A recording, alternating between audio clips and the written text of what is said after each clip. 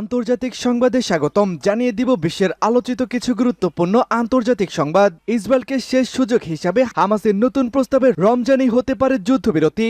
যদি এবারের এই সুযোগ কেউ নেতানিয়াহুর নাকচ করে দেন, তবে ইসরায়েলকে আর কোনোভাবেই ছাড় না দেওয়ার প্রত্যয় ব্যক্ত করেছে মুসলিম যোদ্ধারা। এদিকে ফের সৈন্যদের বড় যুদ্ধের প্রস্তুতি নেওয়ার আহ্বান জানিয়েছে উত্তর কোরিয়ার নেতা কিম জং উন। জানিয়ে দিব ভারতকে চাপে ফেলতে দক্ষিণ এশিয়া চষে বেড়াচ্ছে চীন। এদিকে কোনোভাবেই থামানো যাচ্ছে না হুতি যোদ্ধাদের, লোহিত সাগরে ফের আরেকটি পশ্চিমাদের জাহাজকে আটক। সর্বশেষ জানিয়ে দিব ইহুদিরাই এবার ইহুদিদের বিপক্ষে লেগে গেছে। মার্কিন ইহুদি সর্বোচ্চ নেতার মুখে ইসরায়েলি প্রধানমন্ত্রীর কড়া সমালোচনা। দর্শক, পাপের ঘোড়া পূর্ণ হয়ে এসেছে এই ইহুদিবাদী জালিমদের। গোটা বিশ্ব থেকে ইতিমধ্যে সমর্থন হারিয়েছে নেতানিয়াহু প্রশাসন, আর এ কারণেই মার্কিন সিনেটর চাক শুমাক নেতানিয়াহুকে মাথামোটা প্রেসিডেন্ট হিসেবে উল্লেখ করেছেন। বিশেষজ্ঞদের মতে, যদি নেতানিয়াহু এভাবে যুদ্ধ পরিচালনা করতে থাকেন, তবে আগামী কয়েক মাসের মধ্যেই অস্তিত্ব হারাতে পারে এই ইহুদি রাষ্ট্রটি। দর্শক, বিশেষজ্ঞদের মতামত কতটুকু যুক্তিযুক্ত, এ বিষয়ে আপনার মন্তব্যটি কমেন্ট বক্সে জানিয়ে দিন। শুনছিলেন সংবাদ শিরোনাম, এবারে থাকছে বিস্তারিত।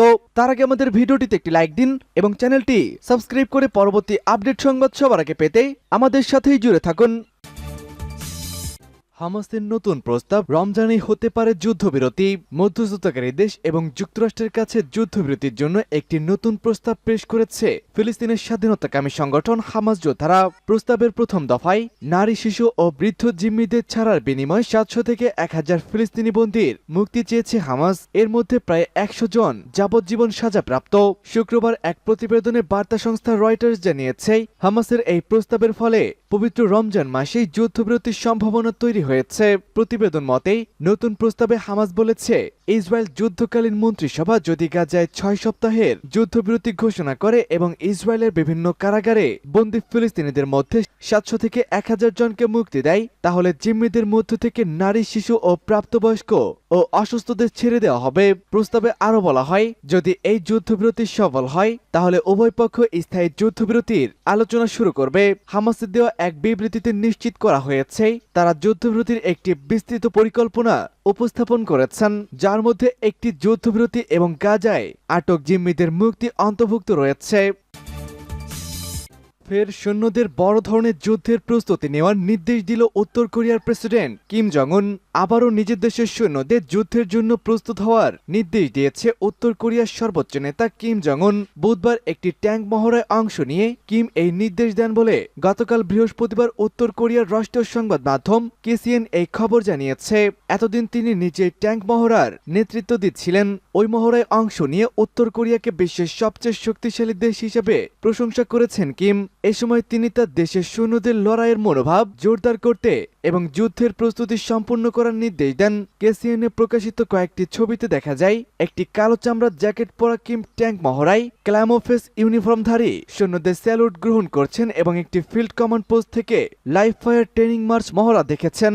দক্ষিণ কোরিয়ার বিশেষজ্ঞরা বলছে, বুধবার যে ট্যাঙ্কের মহড়া সম্পূর্ণ হয়েছে তা সর্বপ্রথম 2020 সালে একটি সামরিক প্যারাডের সময় উন্মোচন করা হয়েছিল। ট্যাঙ্কটি স্থাপনের জন্য এখন পুরোপুরি প্রস্তুত বলেও জানিয়েছে উত্তর কোরিয়া। উল্লেখ্য, এর আগে গত সপ্তাহেও একটি সামরিক ঘাঁটি পরিদর্শনের সময় সেনাবাহিনীকে যুদ্ধের প্রস্তুতির জন্য আরও জোরদার করার নির্দেশ দিয়েছিলেন কিম। ভারতকে চাপে ফেলতে দক্ষিণ এশিয়া চষে বেড়াচ্ছে চীন। মালদ্বীপ, শ্রীলঙ্কা ও নেপাল সফর করেছে চীনের সামরিক বাহিনীর একটি প্রতিনিধি দল। এ সফরে দক্ষিণ এশিয়ার দেশগুলোর সঙ্গে দ্বিপাক্ষিক প্রতিরক্ষা ইস্যুতে সহযোগিতা জোরদারের বিষয়ে আলোচনা হয়েছে বলে জানিয়েছে বেইজিং। মালদ্বীপের প্রেসিডেন্টের চাপের মুখে চলতি সপ্তাহে দেশটিতে থাকা নিজেদের সেনাদের প্রত্যাহার শুরু করেছে ভারত। এর জেরে দুই দেশের মধ্যে সম্পর্কের পুরোপুরি অবনতি ঘটেছে। এর মধ্যে বুধবার এক বিবৃতিতে বেইজিং জানিয়েছে, মালদ্বীপ ও নেপাল সফর করেছে চীনের সামরিক বাহিনীর একটি প্রতিনিধি দল। 4 থেকে 13 মার্চ পর্যন্ত দেশ তিনটিতে সফর করবে ওই প্রতিনিধি দল। প্রথমে তারা যায় মালদ্বীপ। দেশটির প্রেসিডেন্ট মোহাম্মদ মুইজ্জুর সঙ্গে বৈঠক করে পরে দুই দেশের মধ্যে একটি প্রতিরক্ষা চুক্তি হয়। এই চুক্তি অনুযায়ী মালেকে বিনামূল্যে অস্ত্র দিবে বেইজিং। এরপর প্রতিনিধি দলটি সফর করে শ্রীলঙ্কা ও নেপালে। এ সফরে 3 দেশের সঙ্গে ভবিষ্যতে প্রতিরক্ষা ইস্যুতে সহযোগিতা জোরদারের বিষয়েও আলোচনা হয়েছে বলে জানিয়েছে বেইজিং। নিজেদের সম্পর্ক আরো গভীর করতেই দেশগুলো ঐক্যমত্যে পৌঁছেছে বলেও উল্লেখ করা হয়। লোহিত সাগরে ফের হামলার কবলে পশ্চিমাদের বাণিজ্যিক জাহাজ। লোহিত সাগরে ফের হামলার শিকার হয়েছে একটি জাহাজ। ধারণা করা হচ্ছে এই হামলার পিছনে রয়েছে ইয়েমেনের বিদ্রোহী গোষ্ঠী হুতি যোদ্ধারা। শুক্রবার এই হামলার বিষয়টি নিশ্চিত করেছে যুক্তরাজ্যের সামরিক বাহিনী। যুক্তরাজ্যের সামরিক বাহিনী জানায় ইয়েমেনি বন্দর হোদাইদাহের কাছে একটি ক্ষেপণাস্ত্রের হামলায় ক্ষতিগ্রস্ত হয়েছে পশ্চিমাদের একটি বাণিজ্যিক জাহাজ। তবে জাহাজের ক্রুরা নিরাপদে আছে এবং জাহাজটি যাত্রাপথ থেকে বিচ্যুত হয়নি। এখন পর্যন্ত হামলার দায় স্বীকার করেনি হুতি যোদ্ধারা। তবে এ ধরনের হামলার পর তারা সাধারণত কয়েক ঘন্টা সময় নিয়ে এর দায় স্বীকার করে থাকেন। গত বছর নভেম্বরে লোহিত সাগরে জাহাজের উপরে হামলা শুরু করেছে হুতি যোদ্ধারা। প্রথমে ইসরায়েলের দিকে যাওয়া কার্গো জাহাজ গ্যালাক্সি লিডার দখল করে নিয়ে যায় জাপান পরিচালিত ব্রিটিশ মালিকানাধীন এই জাহাজ। পরে ইয়েমেনি বন্দর হোদাইদাহের দিকে নিয়ে এর ক্রুদেরকে জিম্মি করা হয়। এই হামলার পর থেকে কেবল লোহিত সাগরেই হুতিরা 40টিরও বেশি জাহাজকে নিশানা করেছে। গাজায় হামলা বন্ধে ইসরায়েলকে বাধ্য করতে তারা এসব হামলা করেছে বলে দাবি করেছে। ইহুদিরাই এবার ইহুদিদের বিপক্ষে চলে গেছে। মার্কিন ইহুদি নেতার মুখে ইসরায়েলি প্রধানমন্ত্রী বেনিয়ামিন নেতানিয়াহুর কঠোর সমালোচনা শোনা যাচ্ছে। আমেরিকার সবচেয়ে উচ্চপদস্থ ইহুদি নেতা ইসরায়েলের ভবিষ্যৎ সম্পর্কে দুশ্চিন্তা করে নেতানিয়াহুর করা সমালোচনা করেছেন। এদিকে বাইডেন প্রশাসন পশ্চিম তীরে ইহুদি বসতিকারীদের বিরুদ্ধে কড়া অবস্থান নিচ্ছে।